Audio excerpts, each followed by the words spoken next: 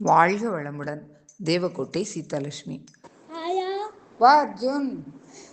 ஆமா ஆயா. ஆயா திருவிளையாடல்ல முருகனுக்கும் பிள்ளையாருக்கும் ஏதோ போட்டி வந்ததாமே, என்னது? ஆமா அர்ஜுன், ஒரு மாம்பழத்துக்காக. என்னது, ஒரு மாம்பழத்துக்காக கடவுள்களுக்கு போட்டி வந்ததா? ஆமா அர்ஜுன், அது ஒரு ஞானப்பழம். புரியுற மாதிரி சொல்லுங்க ஆயா.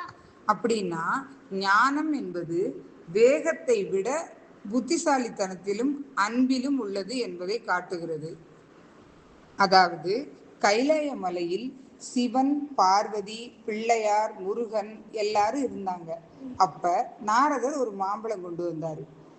இருவரும், முருகனும் பிள்ளையாரும், தனக்குத்தான் மாம்பழம் என்று கேட்டாங்க.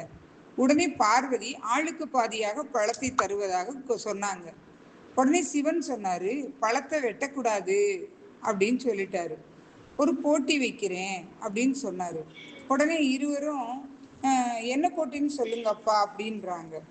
சிவன் சொல்றாரு, உலகத்தை யார் முதல்ல சுத்தி வர்றாங்களோ அவங்களுக்கு தான் ஞானப்பழம் அப்படின்னு சொல்றாரு. உடனே முருகன் மயில்ல வேகமா உலக சுற்றி வர புறப்பட்டு விட்டாரு. பிள்ளையார் விவேகமாக ஒரு கேள்வி கேட்டார். விவேகம்னா என்ன தெரியுமா? அறிவா யோசிச்சு கேட்கிறாரு.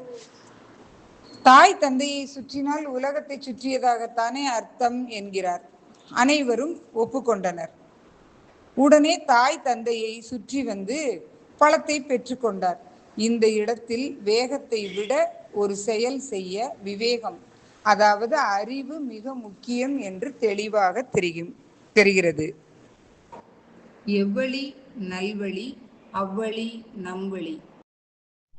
பிடிச்சிருந்தா லைக் பண்ணுங்க, ஷேர் பண்ணுங்க. Bye bye.